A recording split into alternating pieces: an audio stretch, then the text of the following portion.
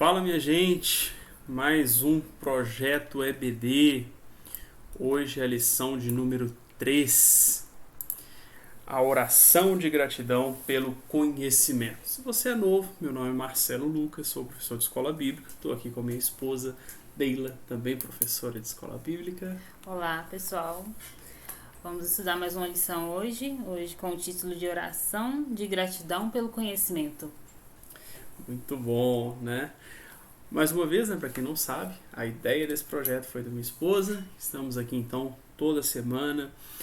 Agora nós vamos passar a liberar esses comentários na quarta-feira, 8 horas. Então, na segunda-feira, às 8 horas, nós temos a nossa live, né, Carregando a Cruz, em que eu apresento um comentário bíblico. Inclusive, nós estamos fazendo comentário da Carta de Efésios para acompanhar essas lições. E na quarta-feira, então, temos o nosso projeto EBD. Ok? Lembrando que, se você desejar conhecer mais, o Instagram da igreja está na descrição, o link, né? Aqui é a Igreja Assembleia de Deus no Estado de Minas Gerais. Nosso pastor presidente é o pastor Clóvis Afonso da Costa Júnior, né, e a sua esposa, a pastora Jaqueline. Então você pode conhecer mais aí do trabalho da igreja e mais do nosso trabalho também. Os links do nosso Instagram, dos nossos sites estão na descrição. Amém? Então, vamos lá. Pode começar. É isso aí, pessoal. Nós vamos falar hoje sobre esse tema muito importante, né? Continuando na carta aos Efésios. E hoje nós temos como texto áureo Efésios capítulo 6, versículo 18. Orando em todo o tempo, com toda oração e súplica no Espírito, e vigiando nisto com toda a perseverança e súplica por todos os santos. A verdade aplicada, pela oração nos comunicamos com Deus e cultivamos o necessário contato com nosso Senhor para a nossa constante edificação. Então hoje nós vamos aprender, né, sobre os fatores que nos motivam a orar, também sobre a importância de uma vida de oração e os objetivos da oração, né? Nós iremos aprender na lição de hoje. Muito bem, então vamos aí para a nossa introdução, tá? Só um detalhe, né? Os textos de referência estão em Efésios capítulo 1, versículos 15 ao versículo 18, tá? Vocês podem olhar aí na Bíblia de vocês e acompanhar. A introdução nos diz assim: embora tenhamos recebido de Deus a salvação pela graça, temos a obrigação de orar em todo o tempo, para que sejamos fortalecidos na fé e prossigamos vencendo as tentações e desfrutando as bênçãos da salvação. Como nós vimos na aula anterior, né, na lição anterior. Né? Então a salvação ela traz muitas bênçãos, mas para isso precisamos orar, porque é através da oração que nós vamos alcançar ou vamos buscar do Senhor, né, a comunhão, a santidade e tem que ser uma prática constante, tá? Porque só em oração, só nessa vida de dedicação a Deus é que nós vamos de fato desfrutar das bênçãos e também vencer as tentações. Sobre isso está lá em 1 Tessalonicenses capítulo 5, versículo 17. Ok? Vamos seguir. O nosso primeiro tópico fala sobre os fatores que nos motivam a orar. O comentador fala o seguinte: por intermédio de Jesus Cristo, Deus está formando um povo para si. Para tanto, a igreja é enviada ao mundo para anunciar a mensagem de Cristo e do amor de Deus a todos os homens. Né? Como nós estamos estudando, o Senhor, ele está formando um povo para si, né? Ele nos tirou lá do charco de lodo, né? Ele nos tirou do pecado em que nós nos encontrávamos, para que nós possamos também anunciar esse evangelho, esse amor que ele nos concedeu, que nós possamos anunciar a outras pessoas. Ele está preparando, né, um povo todo seu, zeloso de boas obras, e é isso que a lição vem nos mostrar.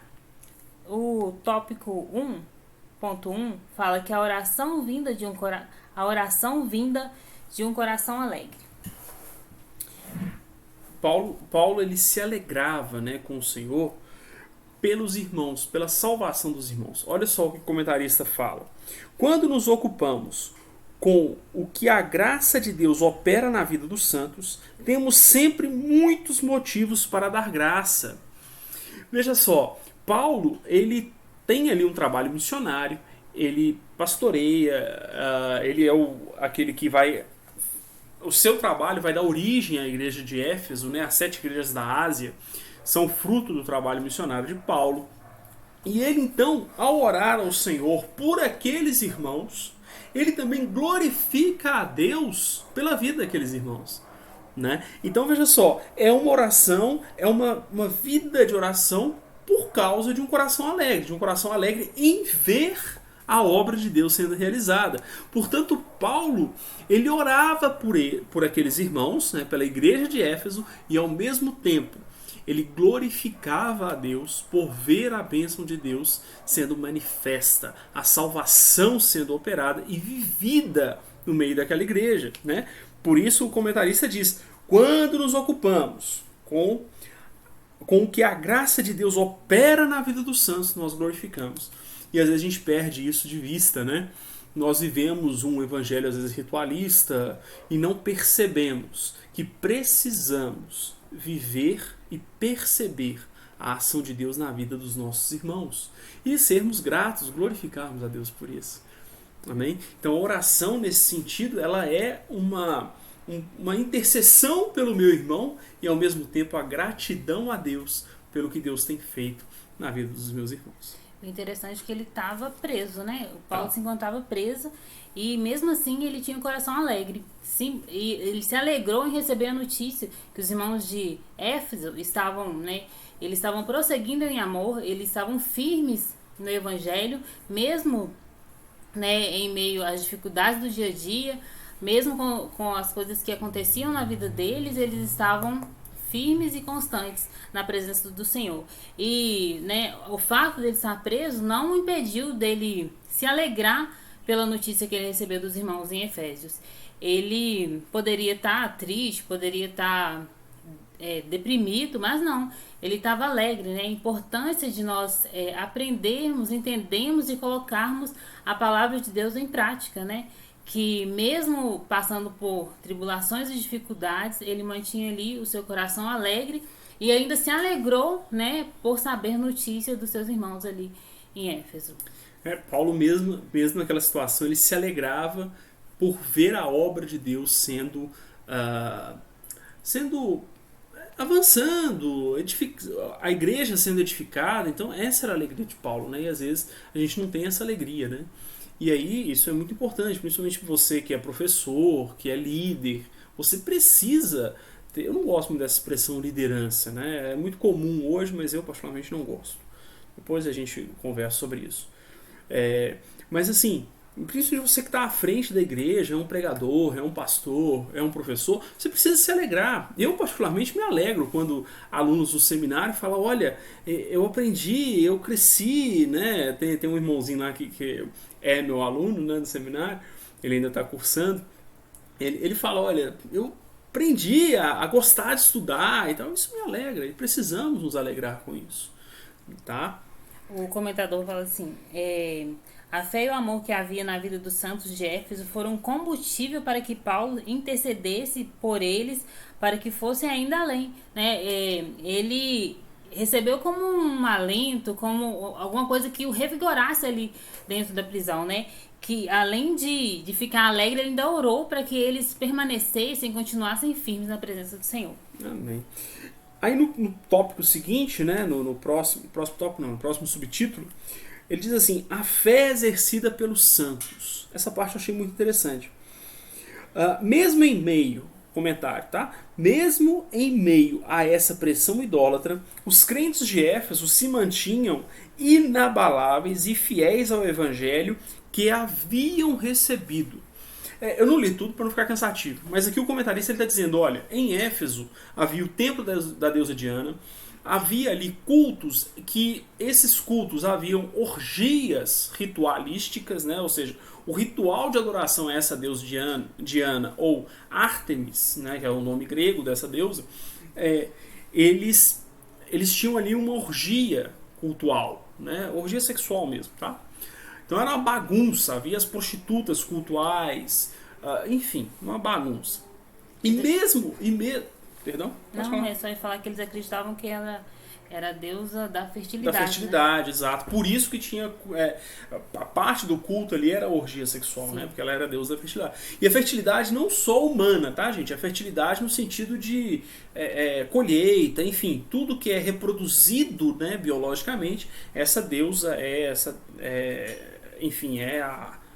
Sei lá, é a divindade que manipula isso, né? Essa fertilidade das plantas, dos animais, né? Essa riqueza. Lembrando que naquela época a riqueza era agropecuária, né? Era animais e cereais, né? Plantações, ok?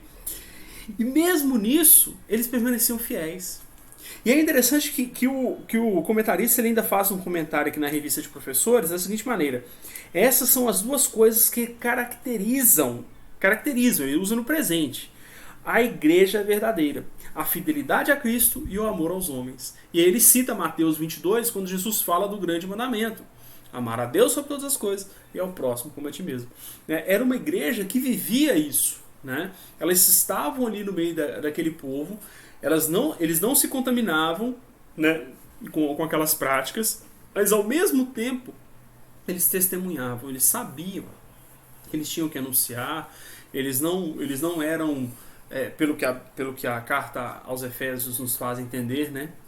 Eles testemunhavam, eles não eram soberbos em relação àqueles que eram infiéis, ou que eram pagãos, né? Vou usar o termo aqui, mas eles anunciavam em amor a palavra de Deus e amavam uns aos outros, tanto os domésticos da fé quanto os de fora. Interessante nessa fala, né? A fidelidade a Cristo e o amor aos homens, né? Que fala em Mateus, amar a Deus sobre todas as coisas e ao próximo como a ti mesmo. Muitas vezes a gente ouve na igreja que tem muita falsidade, muita fofoca, eu não quero me relacionar com o irmão, eu só quero servir a Deus mesmo e não quero ter nenhuma intimidade, mas que nós possamos ter esses irmãos como exemplos, né? Como exemplo, porque uma coisa não exclui a outra, você precisa amar a Deus, né? E ao próximo também, então não adianta. A Bíblia mesmo fala, como que você vai amar a Deus que você nunca viu e não ama o seu irmão, né? Que está todo dia com você. Que nós possamos entender isso, que nós precisamos servir ao nosso irmão, que nós precisamos amar ao nosso irmão como a nós mesmos, que nós possamos conviver, né, no dia a dia e servindo, né, nós ainda vamos ver isso, que nós precisamos orar pelos nossos irmãos, né, já que estamos falando sobre oração, nós precisamos orar por eles, principalmente quando nós estivermos orando pelos nossos irmãos, o Senhor vai estar atendendo às nossas necessidades. Perfeito. E aí, no próximo subtópico, né, o testemunho dos santos, eu acabei adiantando, né, no meu comentário anterior o que eu deveria falar aqui, né? Que ali havia expresso na vida daqueles irmãos o amor uns pelos outros e pela igreja também. Eu vou deixar ela comentar, eu já acabei comentando no tópico anterior. Né? 1.3. Isso, 1.3. O testemunho dos santos. Vou ler aqui um trechinho do comentarista. O amor não era para essas pessoas simplesmente um lema, um rótulo. Ele quer dizer aqui que ali na congregação de Éfeso, eles, né, não era só uma coisa assim para aparecer, não. Eu amo meu irmão e pronto. Não, eles realmente levavam aquilo com sinceridade, né? Eles davam testemunho dos santos. Ele ainda fala aqui: por mais ortodoxa que seja uma igreja, por mais pura que seja sua teologia e por mais nobre que seja sua liturgia, ela não é uma igreja verdadeira no sentido real do termo, a menos que seja caracterizada por seu amor por seus semelhantes. Então, de fato, esse amor ele deve ser efetivo, né? Não é só falar eu amo meu próximo, não. Isso tem que ter obras, né? Ele precisa ser realmente demonstrado. Eu devo de fato amar o meu próximo, eu devo orar por ele, eu devo procurar saber se ele precisa conversar, se ele precisa de um conselho, se ele precisa de mim como irmão. Muitas vezes eu estou ali louvando o Senhor, eu estou louvando para Deus, não estou louvando para o irmão que está aqui, não, né? Como Marcelo mesmo fala, que nós devemos adorar, né? Para levar o nosso irmão a adorar juntamente conosco ao Senhor, né? Então que nós possamos servir aos nossos irmãos, assim como os irmãos ali em Éfeso, eles realmente faziam com que isso se concretizasse ali no meio deles. É aquela ideia, né, de pregar diante de Deus, mas para homens, né? Eu falo de Deus, perante Deus, mas para que o meu irmão seja edificado, né? Aí você entende como é que é tola aquela expressão, né, do camarada, eu preguei para Deus, não foi para a igreja. Então, poxa, você acha que Deus tem que converter? Você acha que Deus tem que aprender alguma coisa? Que Deus tem que se aperfeiçoar? Não, você está pregando é para mim, meu irmão, né? Você está cantando é para que o Espírito Santo tenha lugar para falar comigo. Exatamente. Né? Senão a gente está tratando Deus como os deuses gregos. Né? Porque na mitologia grega a compreensão era que você tinha que adorar para o Deus ser mais forte. O nosso Deus não é assim. Você adorando ou não, ele é Deus. Né? Então você canta lá na frente da igreja para que eu seja edificado, para que o Espírito Santo tenha lugar para falar comigo. É para levar a igreja a se quebrantar diante do Senhor, né? Não que você vai ser, não é isso. Mas você canta para que o Espírito Santo tenha lugar para falar no meio da igreja, para que a igreja seja edificada. Isso é o amor, né? Amor na Bíblia ele é doação, né? Ele é entrega. Amém? Se nós não fizermos desse jeito, não adianta, né? Não vai ter valor nenhum perante o Senhor. Exatamente. E aí, seguindo? Sim, nós vamos para o tópico 2, cujo título é a disciplina da oração. Ok? E aqui o autor ele chama a atenção que é necessário que tenhamos responsabilidade com a oração, uma prática contínua, que eu falava lá na introdução. Beleza? Então, 2.1, a intercessão. Aqui o autor ele comenta da seguinte forma: na maioria dos casos, as circunstâncias que nos levam a orar são dificuldades. E ele segue: aqui temos um caso atípico. Foram as coisas positivas que motivaram a oração de Paulo. Né? Então, ao contrário do que é mais comum, na hora que a gente está em dificuldade, na hora que a gente está passando algum problema, né? Seja no casamento, seja enfermidade, seja lá o que for, uma crise financeira, no desemprego, a gente começa a orar. Paulo não. Paulo ele vai orar por questões... Ele é motivado por algo positivo, algo bom. Né? Ele vê a igreja pulsando, ele vê conversões, e isso leva ele a orar. A orar em gratidão, como eu falava anteriormente, e orar para que aquilo continue, para que aquela operação do Senhor seja cada vez mais real, mais não é comum, né? Mas mais intensa no meio daquele povo, e aquela igreja cresça cada vez mais. E interessante o seguinte, não é crescer em números apenas, mas crescer em fruto, né? Em santidade, em adoração, em conhecimento, né? Na graça do Senhor, nos dons espirituais e assim por diante. Outra coisa que eu acho interessante é que essa intercessão, nós temos até um parâmetro de oração, né, que é o Pai Nosso, que ele nos mostra como é que nós devemos nos achegar a Deus. O comentarista fala aqui no último parágrafo do 2.1, interceder é não orar para si, é conversar com Deus em favor de outros, é um dever de todos os cristãos, como ele cita Romanos capítulo 15, 30 a 33. Que às vezes nós, né, como o Marcelo já disse, chegamos na maioria das vezes para pedir, né? Estamos passando uma dificuldade, estamos com problemas, então nós chegamos ao Senhor para pedir. Eu estava pensando, que chato que seria, né? Se nós temos que conviver, nós precisamos conviver com o Senhor diariamente. É uma convivência, é um relacionamento, na verdade. E se nós chegarmos num amigo nosso e só pedir, eu chego, Marcelo, por favor, você pode me dar isso hoje? Por favor, você faz compra para mim? Você pode, por favor, arrumar minha casa hoje? Ô Marcelo, aí Marcelo vai começar a fugir de mim, né? Nossa, que pessoa insuportável. Só chega perto de mim pra pedir, na hora que vê ali, não, vou correr dela. E com Deus não é diferente. Nós precisamos ter um relacionamento com o Senhor. O Pai Nosso fala, né? Pai Nosso que estás no céu, santificado seja o seu nome. Primeiro ele adora o Senhor, né? Nos mostra que nós precisamos adorar Ele, né? Ele é o Rei sobre tudo, sobre todos. E nós devemos essa adoração a Ele. Pai Nosso que estás no céu, santificado seja o vosso nome. Venha a nós o vosso reino. Então nós temos um padrão, nós precisamos pedir perdão ao Senhor, nós precisamos louvar a Ele. E por último, nós vamos pedir. E ali, né, ele fala das nossas necessidades diárias. Eu acho interessante aqui em Mateus, capítulo 6, o versículo 33 fala: busquem, pois, o primeiro lugar, em primeiro lugar o reino de Deus e a sua justiça, e todas essas coisas serão acrescentadas. E ele não fala todas as outras coisas não serão acrescentadas. Nós escutamos sempre aí que todas as outras coisas não serão acrescentadas. Então a gente fica, aí a pessoa fica no interesse. Eu vou buscar a Deus porque, né, eu vou pedir a Ele com interesse, porque tudo que eu precisar Ele vai me dar. Mas aqui ele está falando da nossa necessidade básica. Se voltarmos lá no 25, ele está falando assim: portanto eu digo, não se preocupem com sua própria vida, quanto ao que comer ou beber, nem com o seu próprio corpo. Quanto ao que vestir, não é a vida mais importante que a comida e o corpo mais importante que a roupa, né? E ele vai prosseguir falando que nós somos mais importantes que os lírios do campo, que nós somos mais importantes que as aves. Se ele cuida deles, ele vai cuidar de nós, né? Ele está falando essas coisas aqui, né? O básico para a nossa sobrevivência. E a pessoa já pensa na riqueza: se eu buscar o Senhor eu vou ser rico, eu vou ser próspero. E na verdade o Senhor está falando do básico da nossa vida. Ele não está falando nada de prosperidade como nós ouvimos por aí. Né? Então que nós possamos entender como é o interceder, buscarmos aqui mesmo na palavra do Senhor, como que nós devemos buscar Ele, chegar a Ele e ter um bom relacionamento com Ele na oração.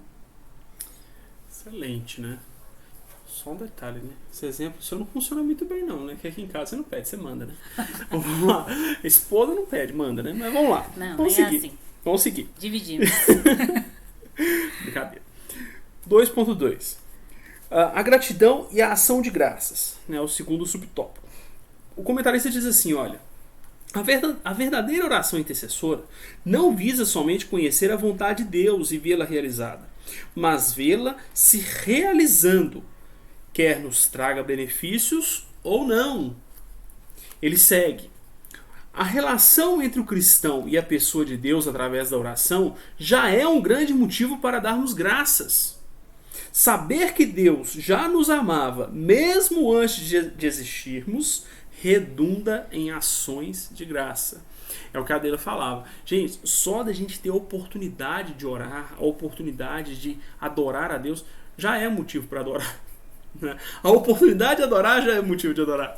Né? Porque Deus poderia muito bem dizer, não, eu não vou dar nenhuma chance para o ser humano e tal. Então só o plano de salvação revelado em Jesus já é motivo de adoração a Deus, né? Então a vontade de Deus nos trazendo benefícios diretos ou não, benefícios aqui quando o comentarista fala de trazer benefícios, obviamente ele está se referindo a algumas bênçãos pontuais, né? Como a Adela colocou, uma porta de emprego, uma prosperidade, seja lá qual for.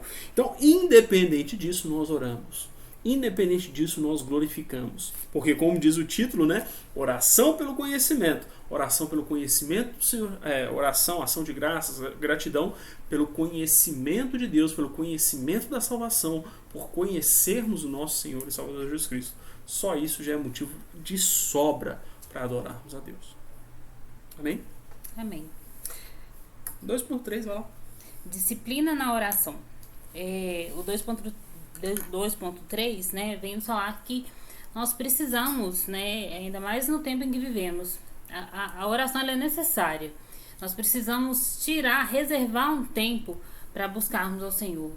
E porque através da oração nós vamos ser orientados como que nós vamos proceder, né, nesse relacionamento com o Senhor. Nós vamos ser orientados como nós vamos proceder no dia a dia, como nós vamos caminhar espiritualmente, né? Nós vamos receber do Senhor uma orientação, né, através do Espírito Santo para como nós vamos proceder nesse mundo tão caótico, nesse mundo, né, como ali na igreja de Éfeso, eles estavam no meio de um povo pagão, no meio de um povo que, né, adoravam outros deuses, mas eles estavam firmes. Então nós precisamos orar, nós precisamos ter esse tempo para orar, para falar com o Senhor, para conversar com Ele, para que Ele nos oriente.